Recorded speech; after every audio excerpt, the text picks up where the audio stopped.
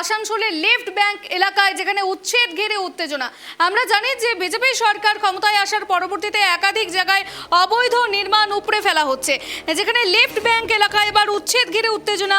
ডিভিসির bulldozer ভাঙলো 5টি আবাসন। বিধায়কের হস্তক্ষেপে আপাতত থামলো উচ্ছেদ অভিযান।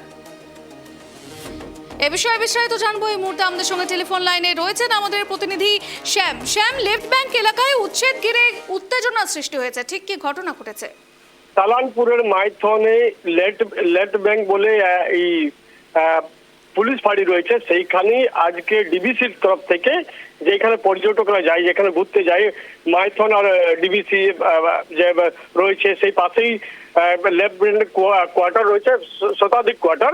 সেই কোয়ার্টারগুলি যেগুলো আবাসন যে ডিবিসির সেগুলো খালি রয়েছে, সেগুলো জবরদখল করে পরে বসবাস করছে পাবলিক।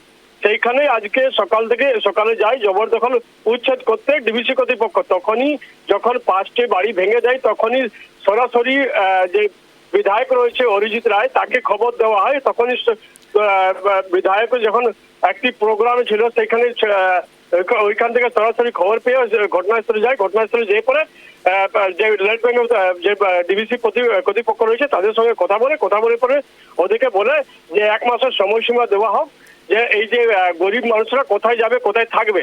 তো ওরা ওইটা মেনে পড়ে তখন উচ্ছেদ বন্ধ করে দেয়। তারপরে বলে যে আপনার কথা অনুযায়ী আমরা আজ থেকে এখান থেকে সরে যাচ্ছি, কিন্তু 1 মাস তো 1 মাস, 1 মাসের পরে আমাদের যে জমি রয়েছে, যে আমাদের যে কোয়ার্টার রয়েছে, সেগুলো আমরা ভেঙে উপরে ফেলিয়ে দেবো। এখানে যে একটা পার্ক করা হবে, যেখানে পাবলিক ঘুরবে, আর এখানে জলের সুবিধাটা করা হবে, আর বিভিন্ন ধরনের জিনিস এখানে আমরা করব, প্রজেক্ট তৈরি করব, যেখানে পাবলিক এসে আনন্দ ফুর্তি করবে। সিওসি।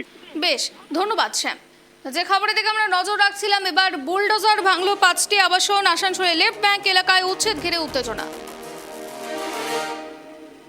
ভারত সরকারের নিয়ম যেটা অ্যাজ পার পিপি অ্যাক্ট 1971, সেই অনুযায়ী যা আমরা 1 বছর আগেও নোটিশ দিয়েছিলাম, তখন কিন্তু করতে পারা যায়নি।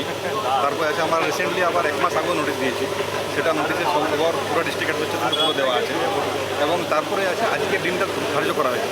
তো আমরা এই আসানসোল পুলিশ কমিশনার সাহেব ওনার সাপোর্ট নিয়ে এখানে সাফিসিয়েন্ট পার্সেন্ট পুলিশ এসছে এবং আজকে আমরা ভ্যাকসিন চালু করছি।